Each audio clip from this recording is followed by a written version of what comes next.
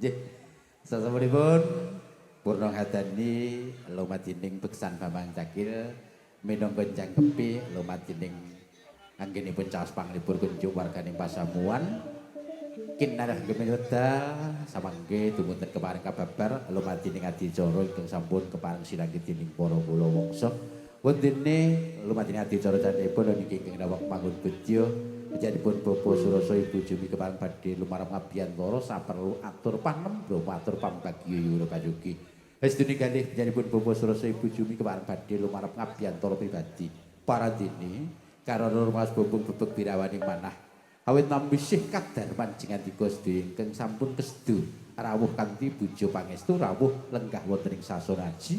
Hingga menika ing sampun ginundha wonten ing salebeting wardaya datan saged kawis wijine lisan bebasan katiping samiranaga. Dewa semanten panjenenganipun Bapak Surasa Ibu Jumi.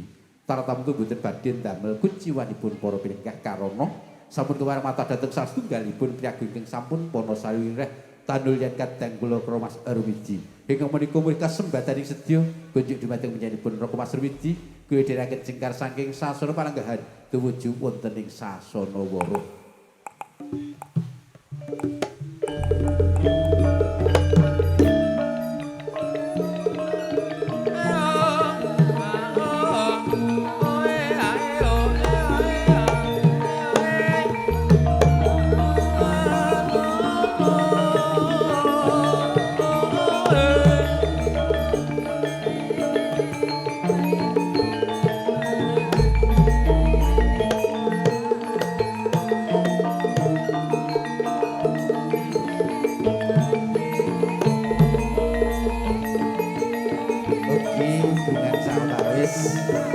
Bapak Surasa Ibu Jumi nidhar kan rumiyin ngampi-ngampingi yaitu Bapak Rumit jangenipun kepareng badhe atur pambagya yura kasugi.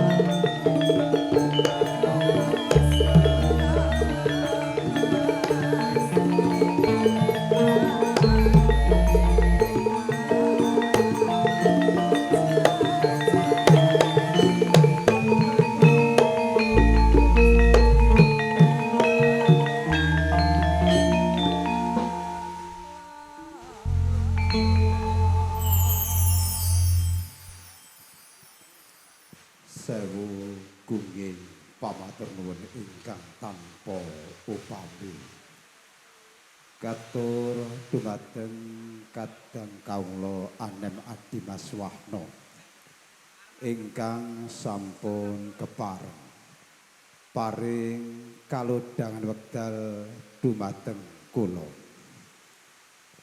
minangka purwakaning atur kepareng kula hangaturaken bismillahirrahmanirrahim. Assalamualaikum warahmatullahi wabarakatuh. Alhamdulillahirabbil alamin wa bihi nasta'inu ala umurid dunya waddin. Wassalatu wassalamu ala asrofil anbiya'i wal mursalin wa ala alihi wa sahbihi ajma'in amma ba'd. Ingkang tuhu winantu sagung kahormatan syangganing para sesepuh pinisepuh paran para pangembating praja para pangarsa agami miwah para rawuh kagung Mbah Putri mliginipun pangayaping putra pinanganten jalu ingkang dumados saking keluarga ageng panjenenganipun Bapak Sumidi Talasan Ibu Warti ingkang satuhu tansah sinungga ing suka basuki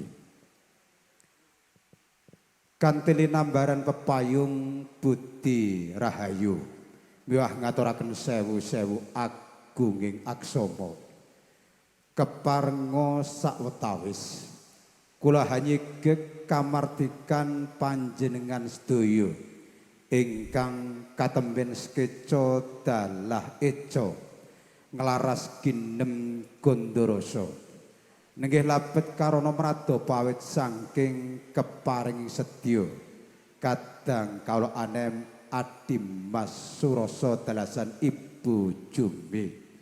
Kula ingkang tinanggenah hangaturaken menggah wudaring gonta babaring sedya wigatosing gati. Nanging saderengipun mugi sageta jumbuh kalian kuncaraning bangsa Nuswantara ingkang linambaran luhur sarta agunging Pancasila saha kepareng nderek hamestuti dumateng ila ujar pangandikanipun Prakina ingkang tuhu dahat cinandhi ing ngakasa jinempana ing maruta. Babaring pangandikan hanelaaken kalamunta titah gumelar wonten ing Madyapada namung tansah kapurba kawisesa namung saged nindakaken purbaning kausikan. Pramila kunjuk dumateng sanggianing para pilenggah para priagung luhur tamu minulya sumangga kula dherekaken hangaturaken sembah puji syukur kunjuk wonten ing saandhapepada dalem Gusti Hyang Widi ingkang sampun kepareng babar daya miwah pangaribawa ingkang tansah tumedhak tumanduk kajiwa kasalira dumateng panjenengan sadaya menapa dene kula saha datan katalumpen sholawat sarta salamipun Allah mugi tansah kunjuk wonten ing ayunan dalem sesekaring jagat mustikaning bawana nenggih Kanjeng Nabi Agung Muhammad sallallahu alaihi wasallam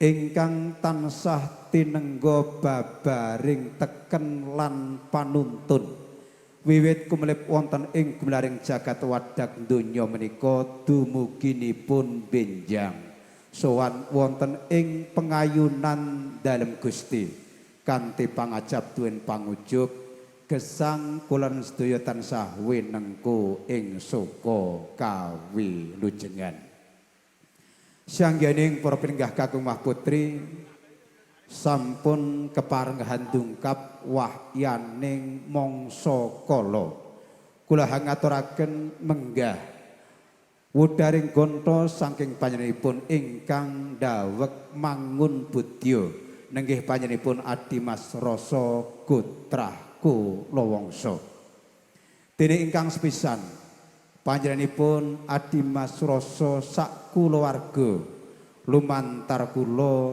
daya-daya kepareng nderek hangaturaken hangambali pambagya wilujeng rawuh sarta ngaturaken sewu-sewu agunging pamatur nuwun ingkang tanpa utami kunjuk dumateng sanggianing para pelinggah kakung Mahputri kajehna panjenengan sedaya tansah kabujung sesanggeman wonten ing madyaning bebrayan agung parandene wonten ing rikalenggan menika kasedu mijakaken wekdal nglodhangaken penggalih minangkani menapa ingkang dados pamudhutipun Adimas Rasa sak kulawarga sepisan malih lumantar kula ngaturaken sewu gungging pamatur nuwun ingkang tanpa upami.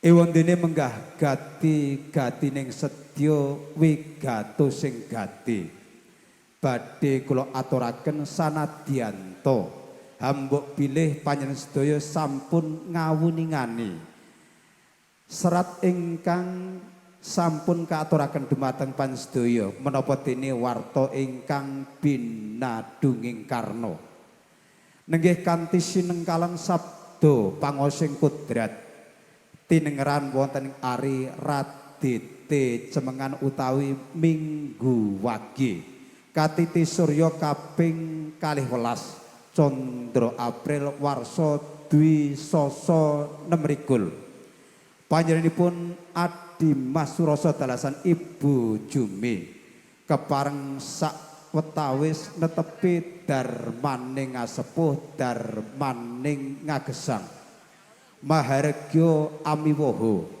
putra putrinipun ingkang hasesilih Rara Ayu Diana ingkang sampun kepareng daup asta lumiat kalian Risang Abagus Aldi Suranto putra panjalunipun panjenenganipun Bapa Sumini dalasan Ibu Warti ewon dene ijab kabulipun putra pinanganten sarimbit sampun kalampah duk rikala wau kirang langkung tabuh 12 mapan wonten ing dalemipun Bapa Surasa kanthi menika rawuh panjenengan sedaya kasuwun paseksenipun miwah babaring donga pamuji mugi putra pinanganten sarimbit anggene wonten sak mangkih kepareng babar layar ambyur wonten ing samudraning bebrayan agung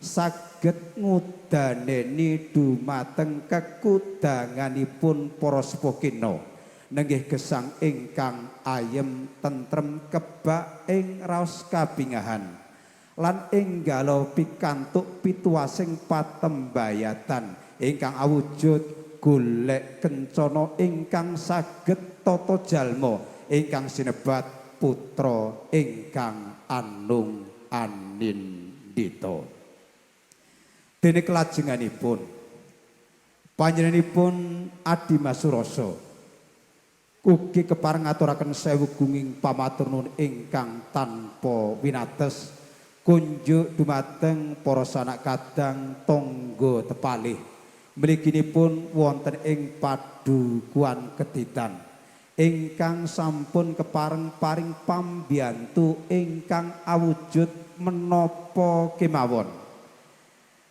ingkang menika hambuk pilih wonten ing sakmangke panjenenganipun Dimas Surasa boten saged mangsulaken ingkang karana lair panjenenganipun namung saged dedhepe nyuwun dumateng ngarsanipun Gusti ingkang Maha Agung mugi labuh labet panjenengan sedaya saged pikantuk lelintu ingkang sakalangkung agung dene kelajenganipun atur panjenenganipun Adimas Surasa lumantar kula ugi hanglenggono kathahing kekirangan kalepatan kacihna sedaya menika tebih sakderengipun sampun ka-66 sampun karantam parandene dumugi tumapak ing prastawa gati tasih kathah sanget kekiranganipun wiwit anggenipun nampi saha ngacarari rawuh panjenengan sedaya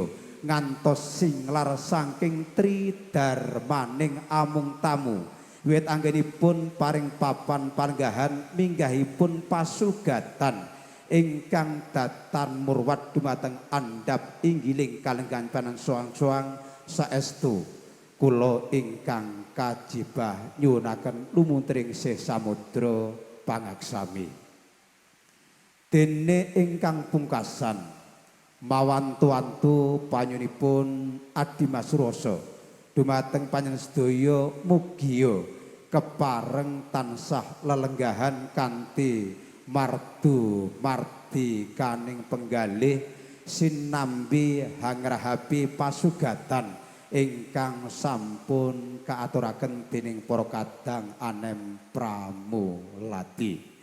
Bilih panjenengan sedaya dereng dipun keparengaken jengkar saking sasana pahargan menika saderengipun wonten ing samangke wonten tandha tengara paripurnaning pahargan ing sonten menika. Sanggihaning para pinggah Kang Mahputri hambuk bilih namung semanten lan mekaten menggah anggenipun kula hangaturaken menggah gati-gatining sedya babaring wigati saking ingkang kepareng dawek mangun budya.